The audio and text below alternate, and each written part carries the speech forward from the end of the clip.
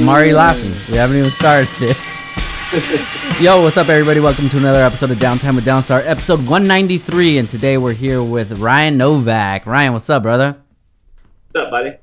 Not much, man. Pleasure to talk to you again. Last time we had you in here was episode 91, 102 episodes ago, dude.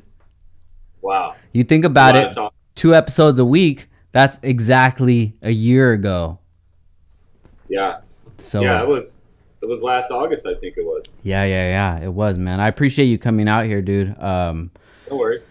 You know, you're one of my favorite guests that I've had on the podcast because I just didn't know where it was going to go, and it went in an amazing way. And you had a bunch of cool stories and outlook on life, man. I appreciate that. Yeah, no problem. Thanks for having me out. Yeah, I don't know, man. I'm just been doing cars so long that it's not even fun to talk about them. I feel like everything else is way funnier to talk about, you know? Yeah. Or making fun of people and situations and stuff like that. Definitely. If you guys haven't listened to the first episode, make sure you go check it out. That's episode 91, where we pretty much get into Ryan's past and where he comes from and how he got into the Honda industry. But this time we're going to talk about what's been going on in the last year, man. So you got 2 hatches. Last time we talked, I think that was around the time that they both were, I don't know if it was debuted but they were both brought to the IBOC meet.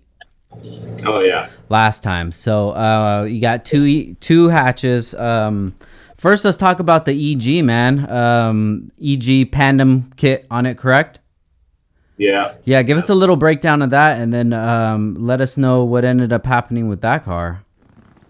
That car, well, the kit was like the 1.5 version or something like that, so it had more aero bits on it, a little bit more wacky of a car, I guess you'd say. But I redid a lot of stuff with that, made parts out of carbon, just because a lot of the stuff was really heavy, so I just replicated it, or not replicated it for like sale, but just for myself to make the parts lighter, more functional, stuff like that. Wait, so you got the Pandem 1.5 kit and the parts were too heavy, so you made them out of carbon? Yeah. Oh shit. Yeah, so I have my own like carbon line stuff. I do like roofs for EGs, roof for EKs. I make bumpers. I can pretty much make anything, but it has to be for the most popular cars because I can't make a roof for like your 91 4-door Civic. You know what I mean? Yeah. It's just not enough demand for that. But I do make parts. So yeah, it was just one of those things that I made parts for. Most of my stuff is usually like one-off stuff I do. But yeah, so I did that, built the car, did like 2 test dates, and then we had the last time it was out, we had a crash. We got a pretty respectable time, so I was pretty happy about that. We did about 12 grand worth of damage on the last track event. Was back and forth about keeping the car and whatnot, but the frame was pulled out. There was no like major frame damage, just some things had to be realigned, and bumpers and fenders and hood got messed up, stuff like that, in the underbody. And so we got all that fixed.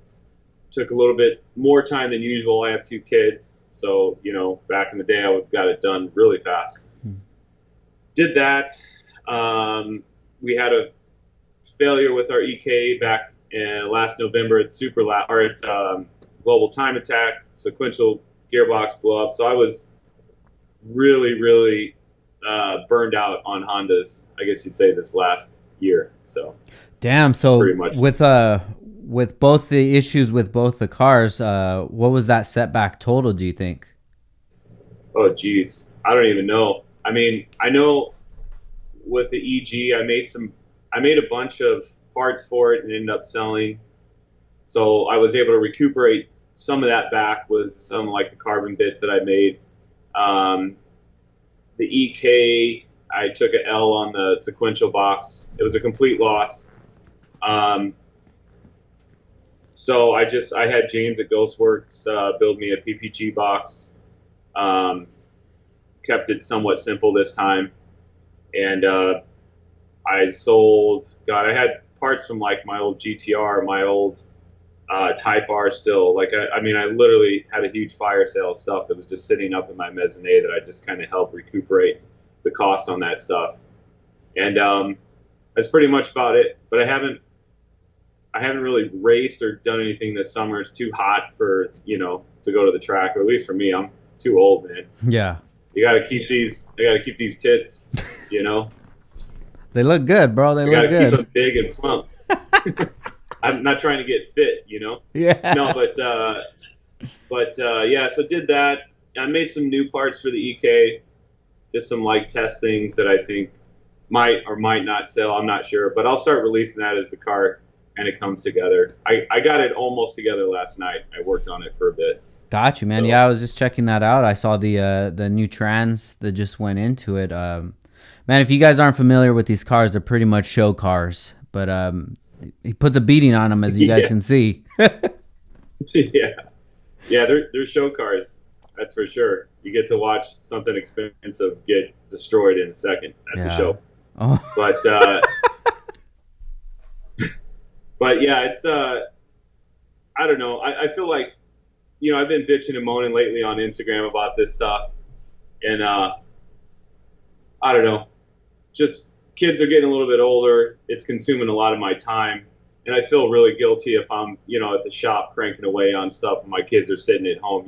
Yeah. So I do it at my leisure now, a couple hours, maybe on a weekend. Mondays we still have guys' night, but because of COVID, a couple of my friends act like homos and they don't come by. They're afraid they're going to get AIDS or something, So I'm just here on Mondays by myself and just whacking away at it, So is Monday your just designated night to do whatever you need to do? Yeah. So that's the night that my wife doesn't give me a hard time, and that's my day, and that's what I get to do after work. It just gives me. I mean, I could work until whenever, but I usually start getting tired around 9. Yeah. Old, man. I feel you. How you just had a birthday on the 13th? Yeah, last week. Yeah. Hey, congratulations, man. How old did you turn? 41. 41. Yeah. Wow. How's it feel? It feels pretty bad. Really? I'm always in pain. Yeah, it's not good. I think it's that menopause, you get at like 40, you're like, man, why do I spend this much money on that? I should be doing this. And you know what I mean? It's not a good age to be. So 20 is a good age. Yeah. Stay 20. When did you start noticing that your body was deteriorating? Probably like 2 years ago. Yeah. Any heavy activity, waking up, knees or back was killing me from work or, being bent over in a car working on that, something like that. You know what I mean? It's just so. What do you think is going to happen with your passion for Hondas as you get older? I don't know. I feel like a lot of all the cars I've had, and I don't know about you, but I feel like they're the only cars you can really tinker with, my parts, and and just kind of build like a Lego. That's what I like about it. I mean, you can do that with like the Toyotas and stuff too, but I just feel like at a certain point, it's the tinker car, Yeah. And if you crash it, it's not too bad or of expensive of a car. Yeah. My kick in the last year, the stuff I've been tossing around was doing like electric all-wheel drive Civic. I think that would be amazing. But just right now, I think the cost to do it is just insane, and it may not be worth, the effort, at least now, because there's no like superchargers at the track. So I think that would probably be like the next big thing. I know the guys are doing like the all-wheel drive B series, this and that, but I mean, that's expensive too. Yeah. But I don't know, man. Having an electric car will definitely change your mind, on a regular petrol car. They're Yeah. just they're so fast, they're so torquey. Yeah, let's talk about it, man. You just picked up a new Tesla, right? Yeah, I got a Y a couple weeks or like 3 weeks ago, something like that. Have you driven an electric car before that? Just maybe my buddies. He had three that I drove maybe like a year ago. It wasn't the performance one or anything like that, but it was quick. Yeah. So the one that you just got, what is it? What are some of the highlights that you've gotten from owning that car? Well, obviously, the few reasons. Number one, it's super torquey, super quick. I mean, it's unreal. It's just like a slingshot. It does die off, after like 75 miles an hour, maybe. Mm-hmm. It seems to lose its acceleration. But off the line, I mean, dude, I don't know if there's a lot of cars that could touch that. Yeah. And if they are, they're supercars. Then the space, I got the Y because it's a little bit bigger. I have kids. Plus, I play hockey a lot, so I want to make sure my bag fits in properly and all that stuff. I didn't want a small, but I also didn't want to spend $100,000 and get that like Model X that was, starting at 80 grand or 90 grand, whatever it is. Yeah. So, it had. I mean, the interior is simple. It's great. It's not a lot. Just you're not fiddling with much. Yeah. And yeah. So, but I'd love to see what these things are going to do in the next few years. I have no intentions of modifying mine, but I know there is guys tracking them, and they're doing pretty respectable times. Yeah, I remember a few years back, probably when I gained the respect for Tesla, I remember seeing a video on YouTube of this kid that he was just street racing his Tesla, and it had it completely gutted. Yeah. And I don't know what he did, put an Optima yellow top in it or something, but that thing was moving, man. He pissed everybody off because there's guys with Fox bodies there, big tires, and he's just taking them all out. Yeah, I remember seeing that video. Yeah, it was pretty nuts. I think that was like an S, 100D or something. Yeah. But, yeah, dude, it's disrupting the whole car community right now. I mean, and even like the big guys, I was watching this thing the other day with one of my buddies. It was like the big guys from the industry, like, John Conchialdi from AEM, Steph Papadakis, kind of talking about, the future of things. And, JC had made a good point. He goes, when you're going to places like Pikes Peak, you have to tune that thing for elevation. Where like electric car, it doesn't give a damn about elevation. It just goes. So I'm excited. If I've kind of messed with, the guys at Hasport, tagged them on stuff. I'm like, hey, you guys should make a mount kit for this, because there's going to be a lot of naysayers, I think, going into the electric. But once you drive one of these things, it's insane. And to take out all the weight of a turbo, a motor, heavy transmission, drive shaft, rear diff, all that stuff in a Honda Civic. I mean, if you're going to spend all that money, why not just buy a STI or an Evo? Yeah. You know what I mean? It's kind of redundant at that point. Just to say you have an all-wheel drive Civic it's kind of like eating soup with a fork at that point, Yeah. So, yeah, I'm all for it. I think Rywire's been working on that S2 or something, right?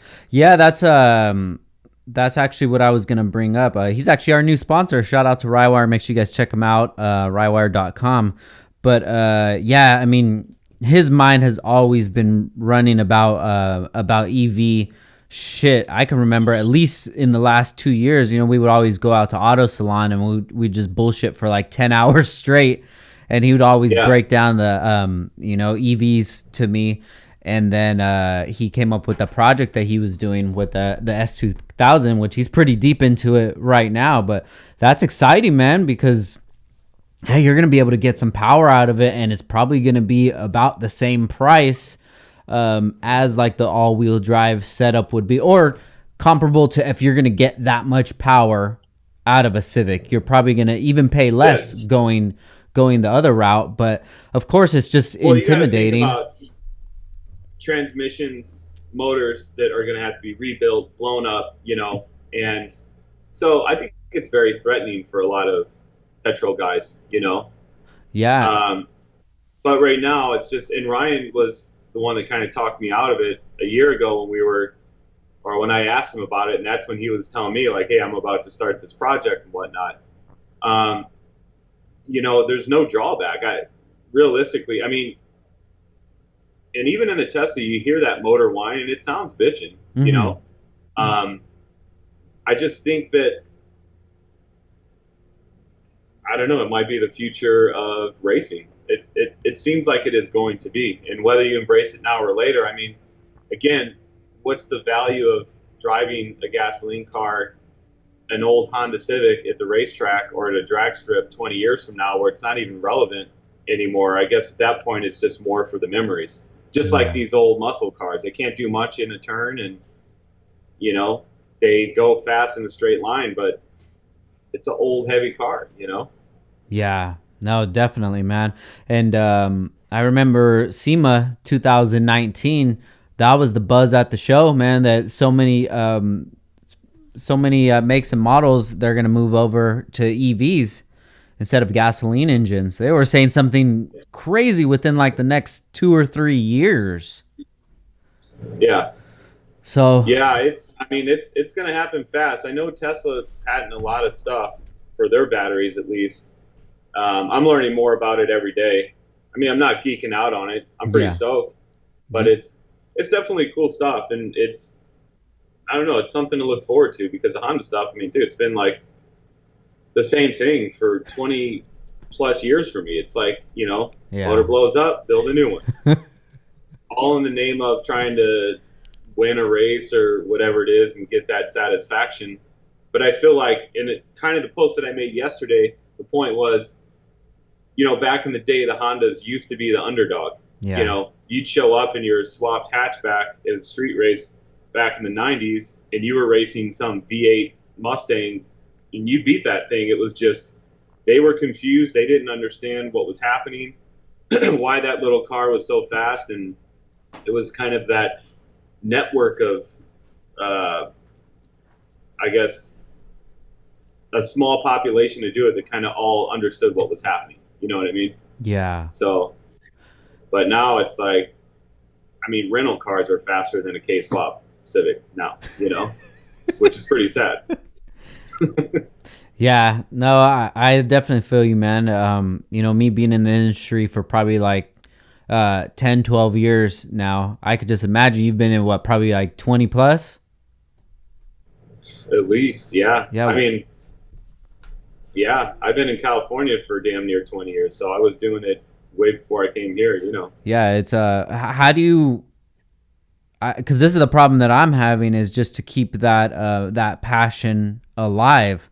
Um, how would you even do that in the past, or do you even really care about keeping the passion alive, or it was an era in your life? Not saying that you're stepping away and selling Hondas or anything, but like just Sure. naturally, after you do things over and over shit for 10, 20 years, you kind of seen the ins and outs of everything, and there's kind of nothing to surprise you anymore. For sure. I think with that, you're always looking for that golden egg. And I don't know. I've gone through this so many times where, I had my hatch stolen or something like that, right? And I was like, I'm done with Hondas. Yeah. And then, I would go and fart around with the Subaru for a while. And then it was like, man, I miss the reliability of not like just breaking my back just trying to get the exhaust off, where a Honda's just like, boom, it's right there. Mm-hmm. And so I'd go back, step away, come back, step away, and this last round my EK I've had since like 2009, so that's been the longest car I think I've ever owned in my life. Shit. But outside of that, there's just something about them that I like, the simplicity, I guess. Is it repetitive? Absolutely. I'm afraid of stepping away from things and closing the door because I feel like I'll never go back to it. Mm. And I have so much money invested in these cars that I'm like, oh man, I don't know what I would do if I closed the door and walked away from it. Chances are I'd probably open it back up and redo it again. So it's really hard to say. You know, it's why we do it. I don't know. It's a sickness, I guess. Yeah. Um, but there's no you're not going to reinvent the wheel. Yeah. You know what I mean? Unless you do something like this electric thing, which all it is, just you're taking an electric motor and you're putting it in a fucking high school project. That's all it is. That's what we do is high school projects. Yeah. So I don't know. There's nothing better out there if you're a car guy. Like, I mean, Tesla's cool, but it has its disadvantage, you know. And I'm sure Lamborghini or whoever will come out with some badass thing, but then you know, it's just I don't know, just evolving. We're getting older, and that's the way it goes. Do you ever get frustrated with like the pursuit of perfection and better and wanting more and wanting things to be better than they are and just pushing forward?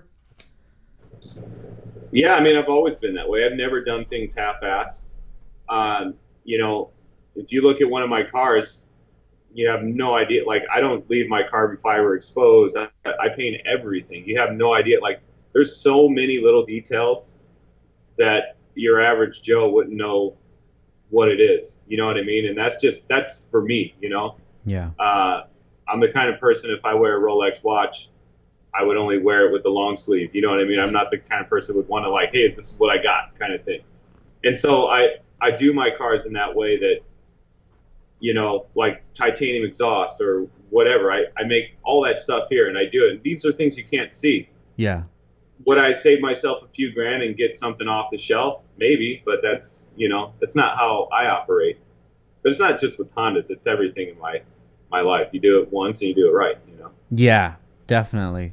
So, you know, I didn't even know that you did carbon parts. Tell me about that. Is it that under like a brand name, or how can people even contact you for a job, or how does that work? So I have my own carbon guy.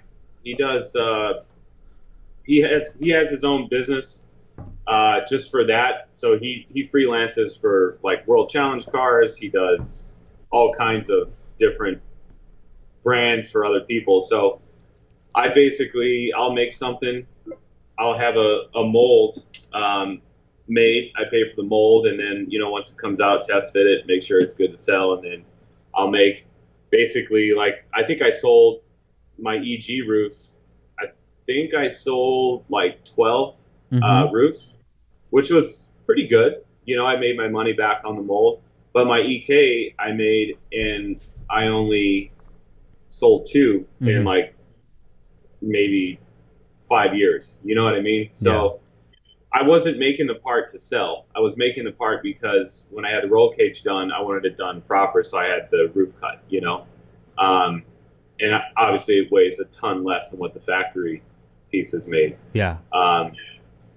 It's funny. I do get asked silly questions like, do you make a carbon roof for that has a sunroof? And it's like, well, what's the point of that? Right. Yeah.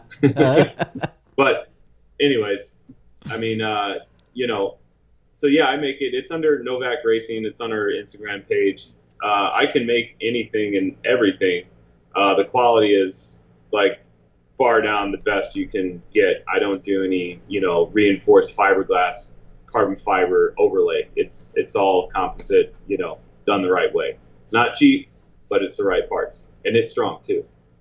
Got you. No shit, dude. You learn something new every day. I know. I'm a jack of all trades, but master of none. So what else are you into, man? You pick up any new hobbies? No, still my main hobbies are drinking beer, playing hockey, and working on cars from time to time. That's it. Yeah. What's a everyday life like for you? Well, let's see. I wake up pretty early, and I run a business, the HVAC business. That's my main thing. These days, it's waking up, going out, doing estimates, getting emails out, setting the boys up for the jobs. It's an animal in its own right, you know, and it's not something I can just hire someone to make it easier. It's, you know, only I can control what I start it, you know. So unfortunately, I'm going to be stuck here doing this for a long time. I feel you on that, dude. So how has any of this COVID stuff affected business at all? No, we've actually been busier than we've been in probably since like 2013. It's just that was our craziest year in business. This has been about the same. Um, I don't know. The whole COVID thing's weird to me. You know, Yeah. there's a lot of misinformation, and I mean, I could go on for days about that stuff. How about you? Business has been insane. Busiest we've ever been in 10 years. But like you say, you could talk forever about it. I'm looking forward and I'm trying to predict what's going to happen in the future, and doesn't look good. Unless come November, everything just, they turn the panic switch off and say, okay, back to normal. But then that just depends on who's going to win in November. So either the switch is going to go back I don't to. know. I don't think a lot of it has to do with politics. I do think that a lot of this is a scam that they're doing with hospitals. A friend of mine, his mom died. She had a heart attack, and they tried to label it as COVID, so they can get that money for that bed stay or whatever. Yeah. Or, we had another friend that we played hockey with. Him, his wife, and two daughters waited in line for over an hour and a half. They were sitting outside in the sun, left, and then they got a letter saying that they tested positive, and they never even saw the doctor or took the test. No So it was like they shit. filled out their stuff online, and then they got a positive reading. And so I also have friends, wives that work in the ICU, and they're not busy. They're laying off people. So it's like, I get the purpose of the shutdown. It seems like it was saying like 98% of the people that get it survive. I've known more than two handfuls of people that have had it, went through it, and had no issues. And I know a friend of a friend who died from it. So it's hard to say, but I don't think it's worth shutting down the economy for, or making it weird like the way it is now. I'm all for wearing a mask. Yeah. Going out somewhere. I'm not going to wear it when I'm at the park. Yeah. I'm not going to wear it, when I'm doing things around the shop and stuff like that. But it's just, I don't know, man. I'm not falling for it. Now, if you don't feel that it's political, what do you feel that the reasoning for everything is? I think people just freaked out because of all the deaths. Yeah. And it seemed like, okay, all these people died, and then we watched it, people in Italy and Spain. And most of those people were all old people, and they're just focusing on the deaths. They weren't focusing on the recovery rates and stuff like that. So we saw it coming, and then they turn it political, saying, Donald Trump this and Donald Trump that. And I'm not a fan of his, but you watch his stuff on the TV, and it had such a huge, like this mass following to people got tired of it. They were over it. They were back out in the street protesting. And then like the news came back, and like now that's all they talk about again. So I'm just like, I don't know, man. I just think it's like, I'm not gonna stop my life for it. If I die from it, then I die from it. And that's, it is what it is. If you're sick and you're vulnerable, stay your ass at home. Yeah. But to shut the entire economy, just going like to the mall. I went to Nordstrom's like 2 weeks ago, and they were open because they were like, they had more windows and more fresh air. I don't know what the reason was, but the rest of the mall is closed. It's like you're forcing these people out of business. Yeah. And then I don't know about you guys. Yesterday, I got a notice saying that, try not to run your AC or do anything electrical because of the whole, heat wave that's happening. Yeah, I did get that. But half of the people aren't working. So I don't get how, if all these places are closed down, how is that? It just, I don't know. It's so weird, man. Do you ever feel like it's a curse to be a critical thinker? Yeah. Sometimes I wish I was on the other end of the stick because ignorance is bliss. Yeah. You know, Yeah. it's like if I just thought like an 18-year-old and didn't give a shit about any of this stuff, I'd probably be a lot happier. You know. Yeah, no, dude, I've spent way too much attention on all of this stuff, and I don't Like know I can what. understand. I can understand if it was like, what is it? Like the plague or what was it? The other one? The Spanish flu? No, Ebola. Where like Ebola, the gotcha. death rates are super high. I could understand being scared, staying inside. But this shit is. I mean, I don't know, man. Yeah. It's really weird. I don't think there's a narrative to it. I think people are just so freaked out and like don't know what to do. The Yeah. mass, public doesn't know what to do. So. Yeah, that's I mean that's what I always go towards is trying to find out the narrative, and I think that that's my own issue, that I just get in those rabbit holes, and I like to make things more interesting than maybe they are. Maybe it is just that the government officials didn't know what to do just because they are humans just like us, and they're not sure how to handle this situation. But it is kind of exciting to just think that there's a bigger plan through all of this Yeah, stuff. it's like conspiracy theory, I guess you could. Yeah. But then it's like when you start getting involved in that stuff, you just start going down the hole, and then next thing you know, you're that annoying guy, and then no one wants to hang out with you. Then you're crazy, and then you're living on the streets. That's the end of it. You got to stop at a certain point.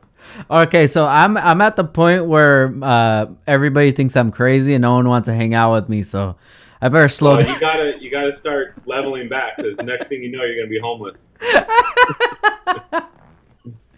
Yeah, man. And then I start diving into all this Hollywood stuff that's going on with the sex trafficking and things like that. And fuck. Dude, I don't even have. There's so much, very little time I put into that stuff. I just feel like just such a waste of thought or It is. time.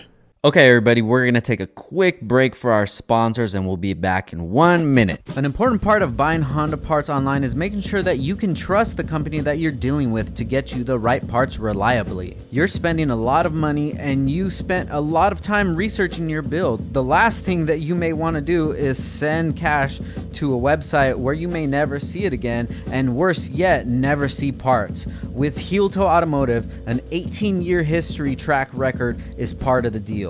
Heel-Toe brings you deep industry connects, professional parts recommendations, alternative ideas when your parts aren't available, and will even contact you if something on your order looks out of ordinary before it ships. Heel-Toe's unique checkout allows you to select a deadline to receive your parts to make sure you get them in the time for your project plans. You can buy parts online anywhere, but Heel-Toe knows what truly matters to an enthusiast: professionalism, swiftness, and accuracy. Heel-Toe is in your corner. Visit HeelToeAuto.com, or you can call or text at 949-295-1668. And make sure you check them out on Instagram at Heel-Toe Automotive. Downtime with Downstar would like to welcome our newest sponsor, Rywire Motorsport Electronics. Rywire has been around since 2005, supplying you with solutions for all of your motorsport electronics needs. Whether you need a simple ECU adapter, engine harness, chassis harness, or PDM setup, they can get you taken care of.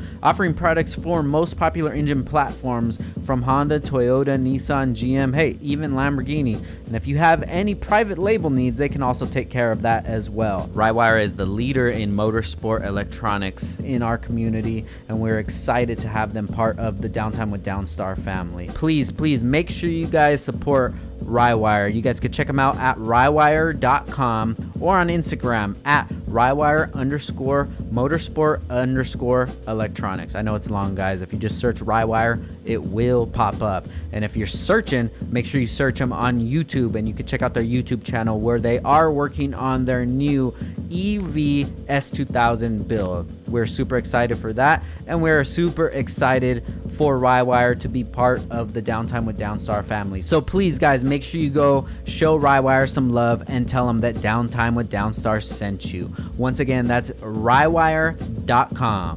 So I know a lot of you guys are questioning, what is this whole cult thing that's going on? Well, we at Downstar are starting our own cult. What is it? Are you going to have to drink punch? Are we going to sleep with your wives? No, none of that yet. But what it is a direct number to us, meaning me, Frank Downstar. I'm the one that's answering the text. So please, right now, text us. 818-403-3473. You're just going to have to follow a couple simple steps, get added to your contacts, and text us. Let us know what you're thinking of the episode so far. If you guys have any questions, anything like that, anything, even want to talk about life, man, just shoot us a text. We're here to help you guys out, and we're here to have some fun, man. And that's what the cult's about. So come join the cult. 818-403-3473. No charges. We're not going to be selling your info. No bullshit like that, guys. Just straight up fun. So make sure you guys shoot us a text right now. 818-403-3473, and enjoy the rest of the episode. Have a good day. No, it definitely is, dude. It's none of that stuff has ever brought me any joy or happiness. Maybe every once in a while I'll get like a aha, I told you, but yeah. Well, it's almost like having a girlfriend or two when you're married. It's like if you think about how much time that involves to do that, it's like, dude, you're wasting your time. You could be doing so much more, Yeah. So, yeah, I don't know. I mean, maybe I should stop drinking beer, and I would probably think more, like, go down those. I don't know. I don't know. Don't listen to me. Have you ever taken a break from drinking? Probably like a day or two,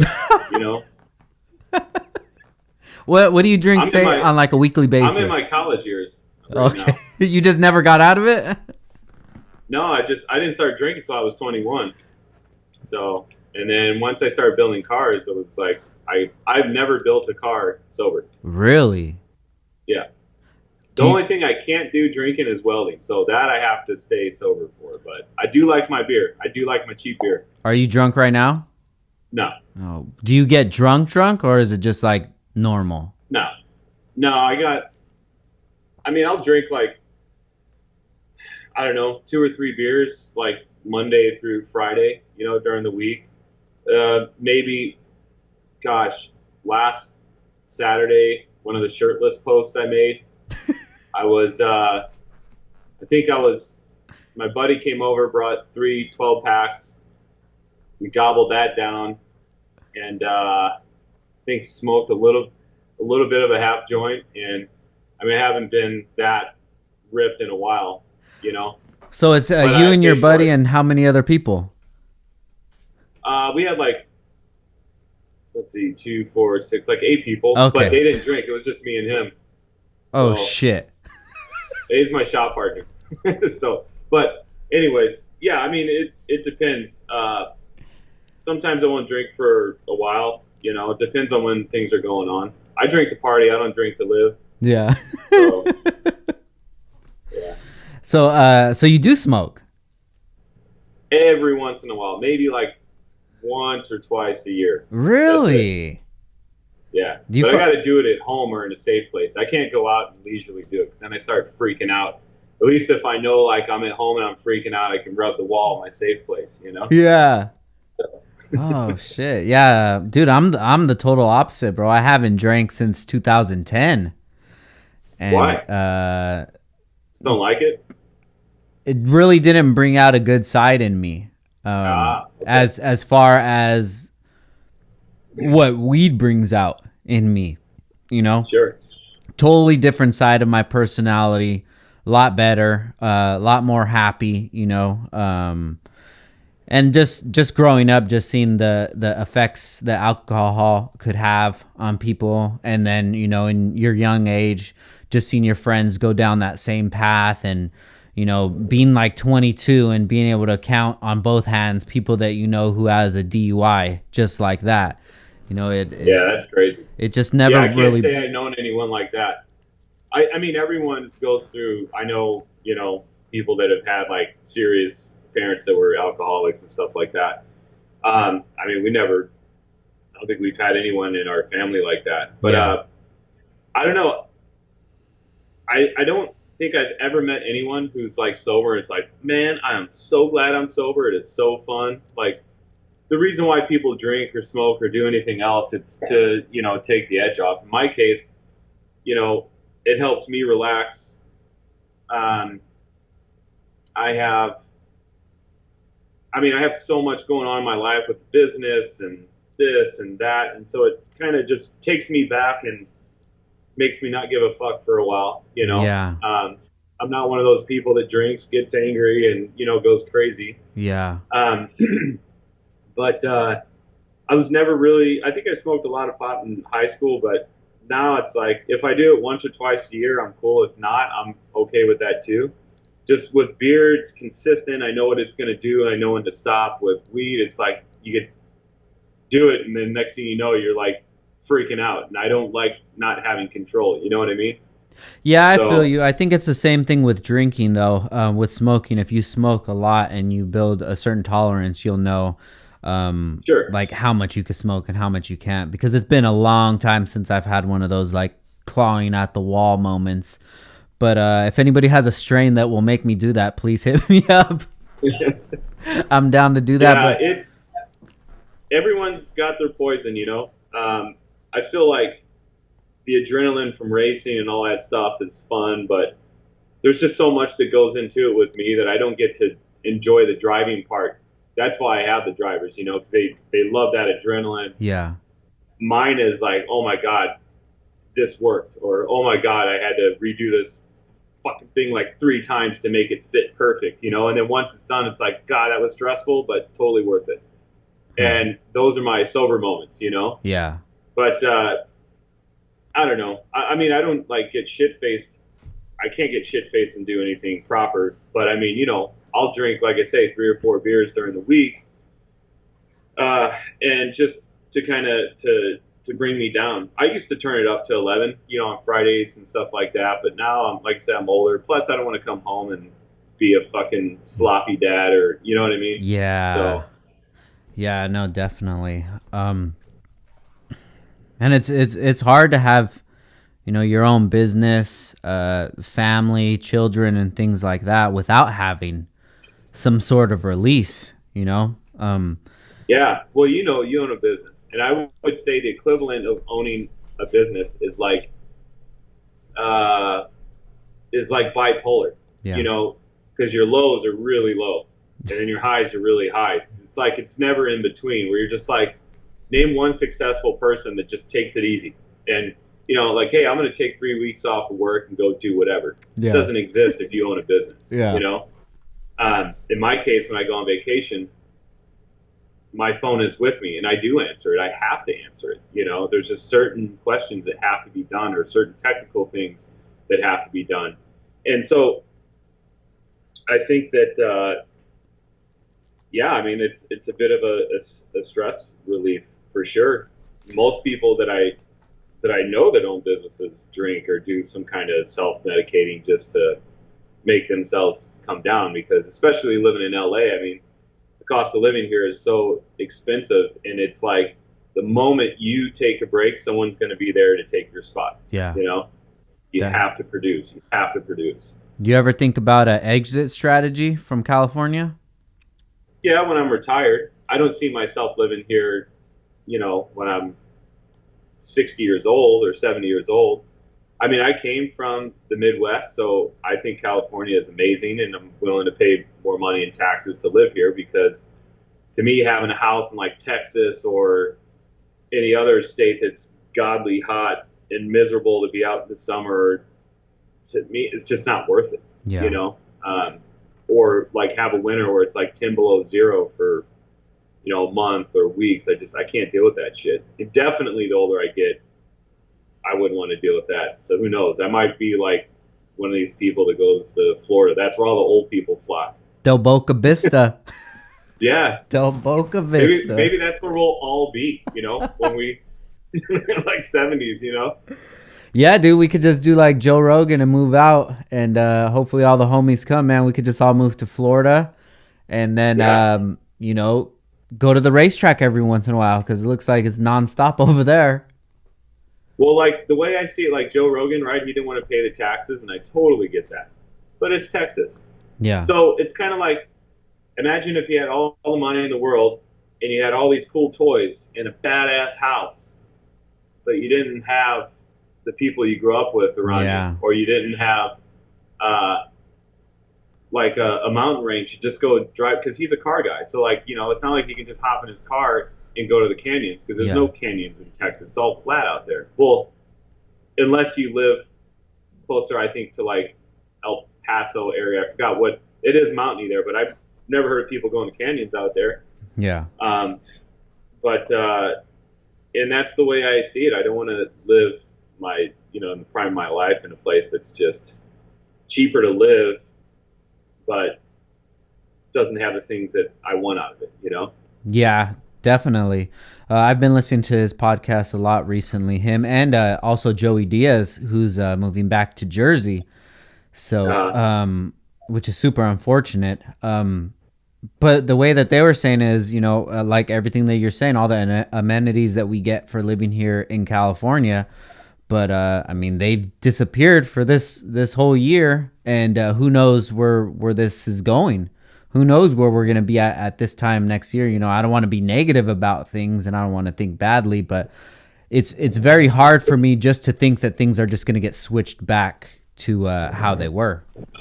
Well, that's in every place, not just here. So, and I mean, I know you're in, you're Oxnard. Yeah, Oxnard, yes. So it's a little bit different than LA, but I think out here, I mean, LA kind of has its own economy, and it's like New York City out here. I mean, it is thriving, will always thrive, and this is a kind of place that you put your politics aside, but anyone with any money around the world is going to own something here because it's not like Hawaii.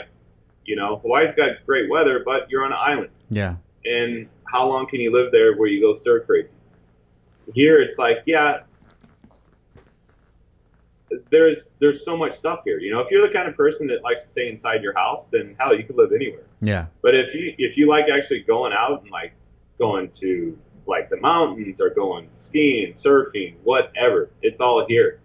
And it's all business, and people are working out here. So it seems like a lot of people that leave LA are just they have such a bad taste in their mouth, like as if they were forced to live there. You can pick up and go anytime, You're paying for the weather. That's exactly what you're paying for. So. Yeah, that's what I always tell people. Because it's like a running joke on social media and Facebook that you'll always see people just talking down on California. And I'm like, I asked this guy once before, hey, have you ever lived in California? Yeah, I've lived there before. I said, where? And he said Fresno and then some other place like 20 miles from Fresno. And I'm like, bro, that's not California. Shout out to Fresno. Or like Apple Valley or like Barstow. Bakersfield or something. Yeah, that's like to me that's like Arizona, Las Vegas. It's all desert. It looks like Afghanistan. It's like that is not California. I mean, it is, but I'm saying it's like that's not what you're paying high taxes to live there. And if you are, you should probably leave. If you look at the map of California, it has the the Nevada mountain range. If you just cut it off right there and everything to the west of it, that's California, and everything else you could take whatever state. I feel it's like Malibu. You know how Malibu is like? I think it's like 1 mile wide by 30 miles long, whatever it is. That's the way it should be. Yeah. Because outside of like these beach areas, why would you want to spend $1 million on a house that's in like Inland Empire? Yeah. And not to talk down, I'm just saying, they should have a significantly less housing rate compared to but it's not. I mean, people are moving out to Corona and paying big bucks to get these big houses and lots. But I mean, dude, It's still fucking hot and like very cratery looking out there, like a moon, so it's like it's just not there for me. Yeah, if I had to live there, then I would go back in the Midwest for sure. Now I forget, refresh my memory, where in the Midwest were you from? I was always bouncing back from St. Louis and Chicago, so I'm originally from St. Louis and then I moved to Chicago when I was like in high school, Got you. and then back to St. Louis. So it's like it's always back and forth for me there. Do you still have family and friends out there? Everyone is out. Half of my family's in St. Louis. The other half is in. Oh no, it's just my mom and uncle in Chicago. Most of them are all in St. Louis, and some moved to Baltimore. But yeah, majority of the Novaks are in St. Louis. So. Got you. You know, I had another question about business. You know, this is one thing that I always go through is, you know, like you said with business, it's like bipolar. You're gonna have very, very low lows and then very high highs. And the high highs are what people usually can tell. You know, people can tell when business is good, you know, whether you get a new toy or something, like whatever it is, right? Which is all fine and dandy because that's what they expect from a business owner. Oh, you have your own business. Oh, you must be successful, whatever, blah, blah, blah. But when you get to that low lows, do you ever have anybody that you can actually put that weight on or even talk to about it without getting, you know, the proverbial, well, at least you have a business. At least you're having these problems right now.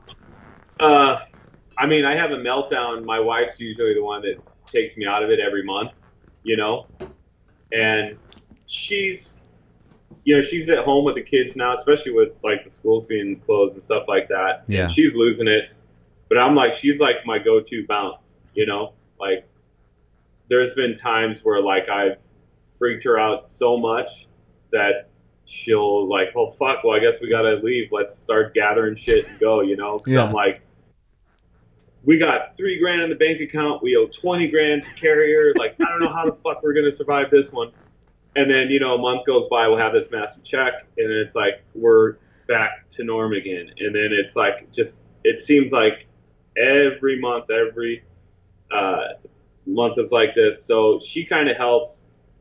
I probably talk to my mom about not business, but when I'm like really down and in the gutter and stuff like that. She's just, you know, she's my mom and she's been through a lot. So her stories are what I guess you'd say worse than mine. You know, she went through a lot compared to what I'm going through. So I'm like, you know, not third world problems, like first world problems are my problems. You know what I mean?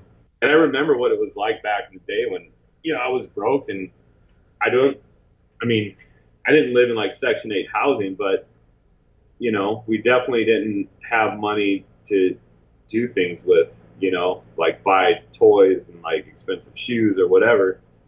And those were some good days too, you know, but you didn't expect much out of life, you know? Yeah. Touch on that a little bit, man, because, you know, coming from not a very fortunate place and, you know, getting by with whatever you have, fast forward to having your own business and, you know, having extra money where you can have extra toys and things like that. What's a misconception that you had when you were younger and that you imagined what this life would be like? Fast forward, you're in this life. What are things that you miss and what are things that you didn't really understand? I think I didn't start making decent money until I was like 23. So prior to that, you know, I was getting paid like $12 an hour and then up to $16 an hour doing, you know, the shitty work that I do now. And it's just a ladder I had to climb. But I remember when I was in Chicago going in these old houses in like LaGrange and Oak Park and stuff like that and seeing these like, you know, very expensive old Frank Lloyd Wright style houses and going like, God, I wouldn't even know what it would take to own one of these. I was just in awe working in them. You know, it was just like, oh, this is cool. To coming to California, seeing these mansions, like 15,000 square foot homes and just ridiculous layouts and going, dude, how the fuck does anyone afford this shit? Or like, what does it take to do this? And I wasn't really I wasn't into pursuing it, but it was just like to be in their minds for a minute and wonder how it went. But I've always kind of done my own thing. And, you know, when I started my own business and as it started to grow, I mean, we grow every year, but I'm nowhere near those people. I'm definitely, you know, I guess you'd say I got my dream house now and stuff like that and dream cars, but None of that shit really matters, you know. I think the biggest I need your consent on a few. break off. Sorry, No worries. but I think that the biggest problem is it doesn't take money, or you could be broke. It's just how to be mentally okay in your head. You know, that's the hardest part. So take money and toys and all that stuff out. That's the hard one because rich people can't get that. And I find that the richer people are, or the more shit they have, the less of a human they are. Yeah. They're in their own world, and like the way they talk to people is like disrespectful or crazy, or you know, and it's just like we're all going to the same place when we die. Yeah. So, you know, I just think that the more shit you fill yourself with is the crazier it gets, you know? Yeah, man. Just thinking about it, like, you know, if you were to lose everything, some people would just think like that's the end of the world. But man, in a weird way, some way it would just be liberating. You know, like Yeah. now I don't have to worry about where to park all these cars at. Now I don't have to worry about all Right. this clothes or other things that I expected to make me feel happy, make me feel whole, you know, when the answer was always within, you know? Yeah. I think the biggest part of like, I mean, I've had people ask me like, oh, dude, what's it like? I wish I could own like a GT3 or something like that, right? And I'm like, well, it's not what you think it is. Yes, you enjoy it. It's that impulse buy. Yeah, it's like something you've been wanting for a while and you buy it, right? Yeah. But then it's not like you get to enjoy it whenever you want, you know, because you're always working. You have to, you know what I mean? It's like, it seems like the average Porsche owner, I would always make fun of them when was into like my Hondas when I was younger, because I'd be like, these guys, they buy the car and they let it sit in the garage. And the same to be said for Ferrari owners or anyone else that have those kind of cars. They're working. Yeah. And those are their fuck off toys. Those are the ones that they go out, relieve some stress, go in the canyon or go to the track day or go for a weekend. But they're not thinking about that car when they go back to work on Monday, like someone who couldn't afford that car, you know? And I think there's the difference. And I'm just using that for an example. Yeah. But that's the difference between the mindset of the wanting and the needs, you know? And I think the needs obviously take care of your house, your family, whatever. That's first. Then if you got enough dough, then you do that stuff. I've known people with a lot of money that aren't into cars and they're super cheap. They're just into stacking the dough and that's it. You wouldn't even tell they had money, you know? That's their hobby, you know? Yeah. And they're fucking crazy. Yeah. Yeah, man, I've come to find out after having so many conversations that people are really on the border of sanity and craziness more often than you would think. Well, if we were all princes of, you know, the Arabs, you know, states or whatever they call that place, Yeah. you know, and you had all the money, you'd have no worries. But the problem is you got to go get it. You got to go work for it. You know, some have it easier than others, but you're always going to have that line of crazy and, you know, normal. It's just, it's complete, no matter what you do for a living, whether you own your own business or not. I mean, you know, it's like, why do people get arrested for doing, you know, dumb shit like stealing jeans at the mall? I mean, it's like, it's an adrenaline rush. You know what I Yeah. mean? Is it crazy? Absolutely. But the chances you might get away with it and get yourself a free pair of jeans. So that's somewhat normal too. You know, it's like, it's that chase. So I feel like in all levels, you know, as humans, we're fucking crazy. What is something that you do nowadays that gets your adrenaline going? God, man, honestly, it's probably hockey. Yeah. It's the only thing that I really look forward to. And, you know, when I have so I'm a goalie, so if I get scored on too much or something, I take it to fucking heart. I lose it. I had a bad game last night and before I came to the shop, and I could not focus, just going back in my head, like, what could I have done better, or what could I have, and I woke up this morning just thinking about it, you know, like, what the fuck? Why did I do this or why did I do that? And so that's the only thing right now that gets me going. And it's like I always choose these things that are so hard, and then I complain about it, like as if I was good at it. It's the same thing with like cars. I fucking crash a car, and it's like, God, I wish it would just been fucking totaled. You know what I mean? Like it's the only thing really that gets me going. Cars are just like, it's a part of life, I guess. Yeah. I'm not into it like the way I used to be into it. I don't check out people's builds. Honestly, when I'm at the track, I don't even care to go and look at other people's garage. I'm so busy doing my own thing. You know what I mean? It's just, I don't know if I'm getting over it. I'm starting to get out of it. I don't know. I have no idea. Yeah, I feel you, man. Now you mentioned your wife when you said that she's the one that usually brings you some sort of sanity. How long have you guys been together? I know you said that 18 years you've been living together, but how long have you guys been together in total? 18 years. 18 years. So when you guys first met, did you know that she was the one, or was it she was the one that you wanted to build a future with? I don't know. I mean, we got along, but we didn't. We've always argued from like day one,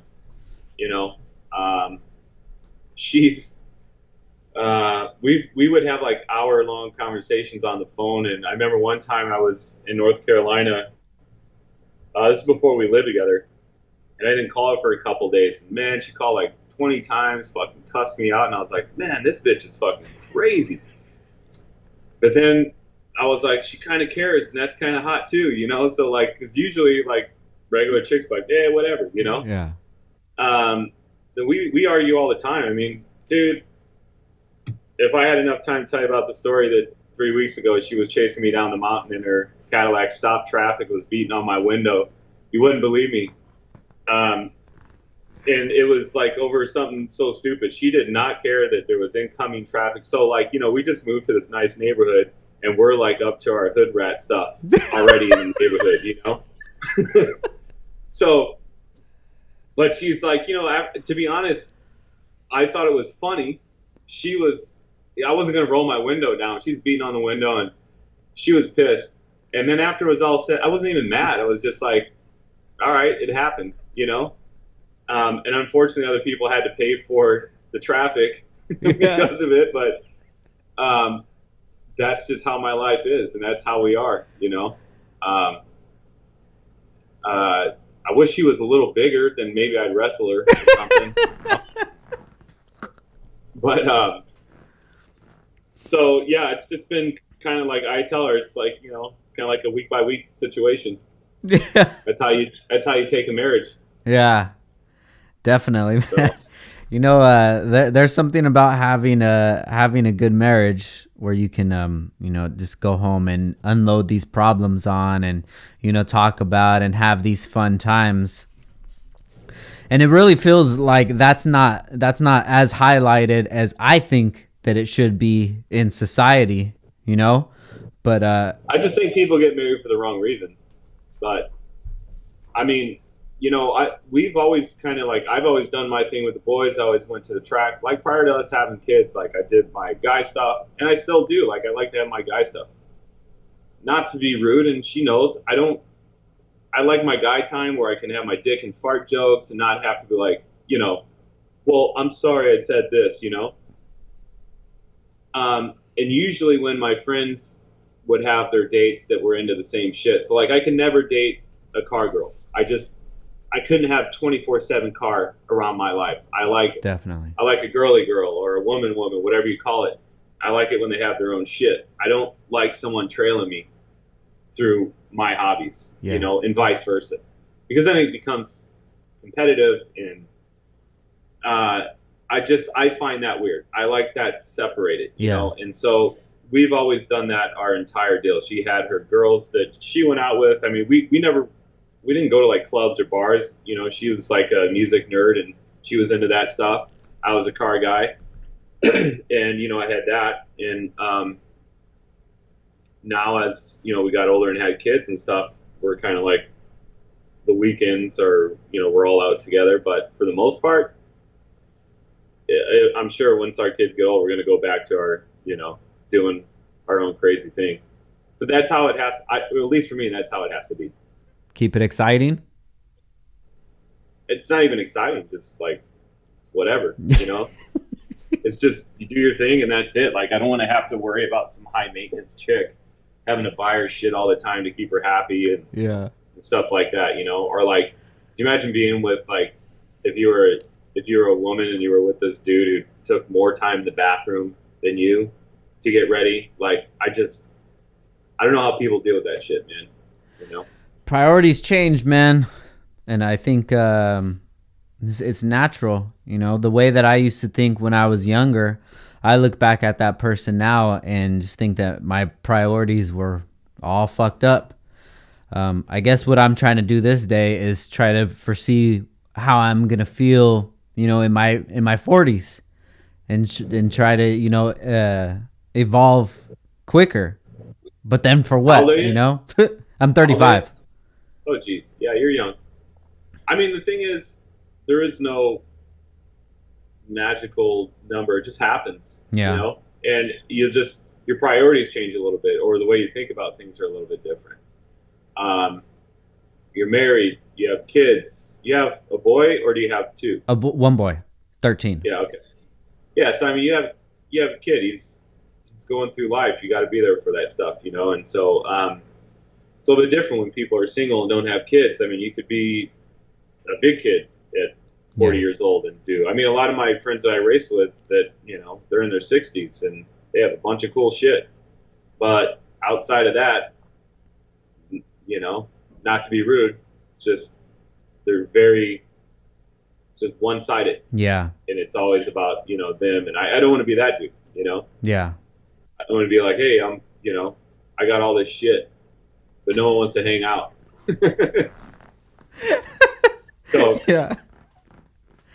I don't know. It's just you get older and you figure out what you do. I mean, my shit changed from like last year that I saw you. I almost fucking killed myself like a day after I did your podcast. I went out to Vegas and rode my dirt bike with my buddy in the middle of fucking nowhere, and it was like 110 degrees, and we got lost. We had no water. It was just like, dude, is this how I'm gonna fucking die? Oh shit. Yeah, but whatever. I just calmed the fuck down and we got out of there.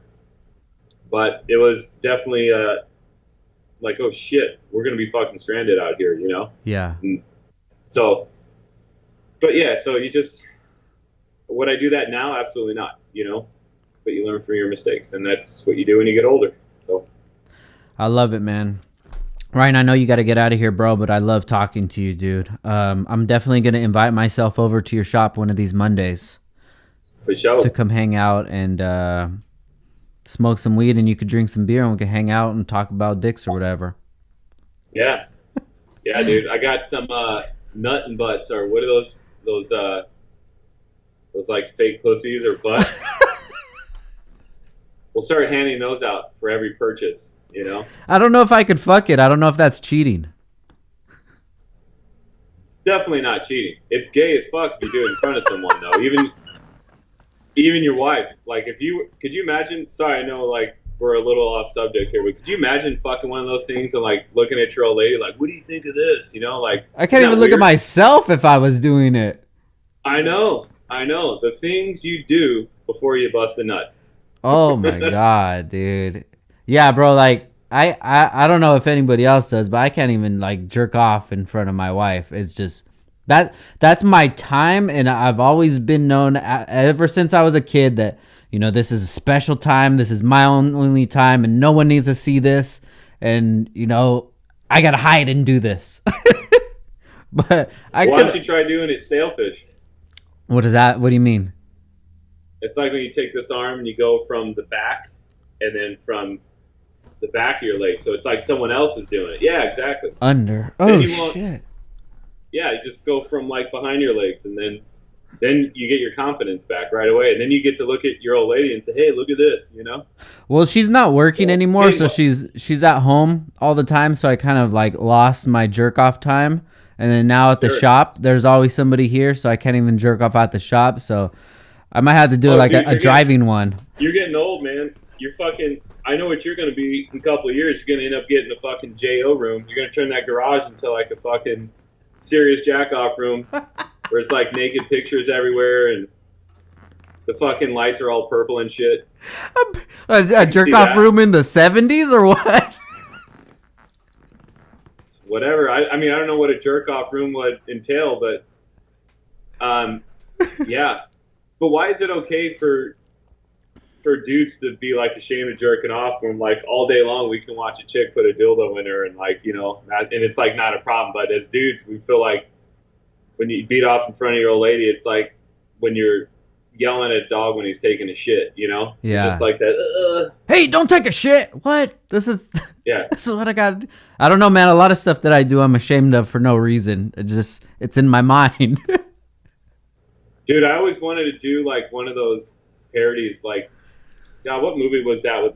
Was Adam Sandler where the guy was dressed up like with Buffalo Bill and he had his shit tucked in? Oh, that was was it Adam Sandler? Heart song. Yeah, wasn't it Adam Sandler? It wasn't Joe Dirt, was it? I don't remember. Oh yeah, it might have been Joe Dirt. Yeah, it was Joe Dirt. Yeah, it was Joe Dirt. Yeah, that's right.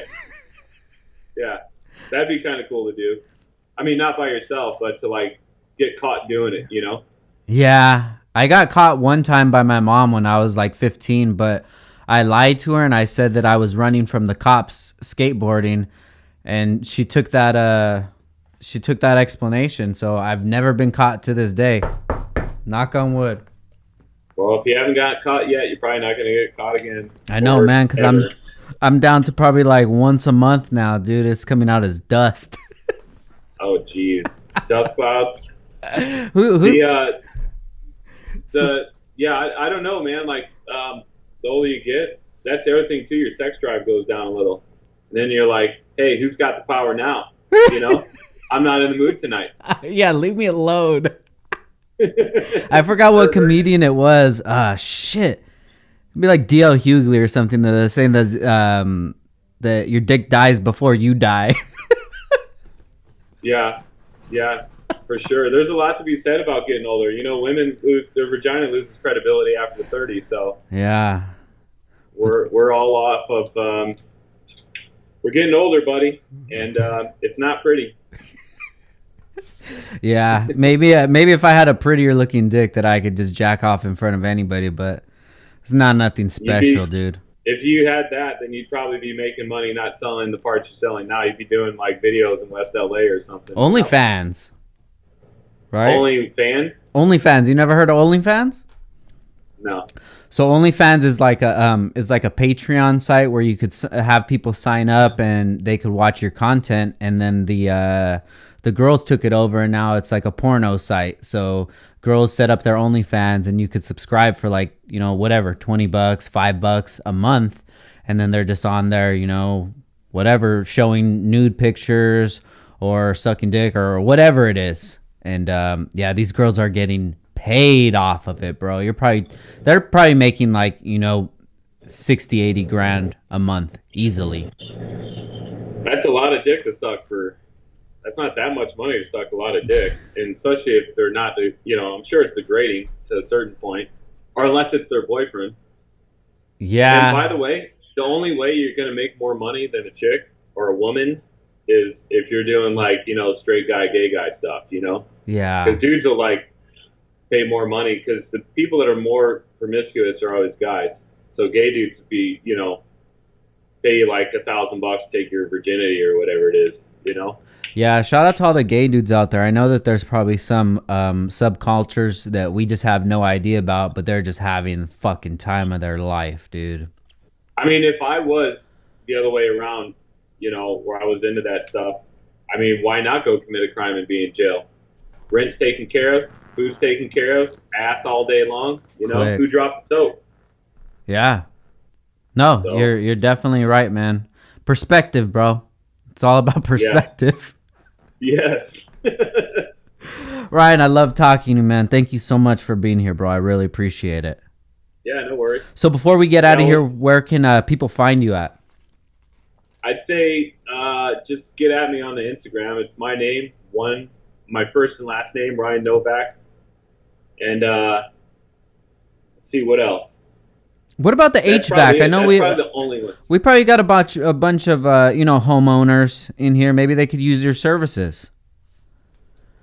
Yeah, well, if you decide to do heat or AC services, we're in the South Bay, so that's like Redondo Beach, Manhattan Beach, Hermosa, Torrance, Gardena, Palos Verdes. That's pretty much where we go. We don't go out to LA anymore. But if you need any of those services and want to talk some shit, then give me a call. I love it, man. Definitely want to stop by, man. Hopefully, maybe knock out two birds, go visit Ryan, and then we could both head over to hang out at the shop, and you guys could geek out over I don't think EV Ryan stuff. likes my shenanigans, though. He's, he never gets too involved. I think we get way too drunk for him, and he's like, all right, I'm out of here before anything happens. He's always actually gone out at the right time. That's well. He's maybe, got his head on his shoulders. He's a smart dude. Maybe we could get him to loosen up a little bit. I know that he has that inside of him. I love Ryan.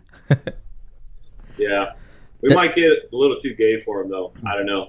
Well, we'll see, man. We got to make that happen soon, bro. I want to hang out for sure.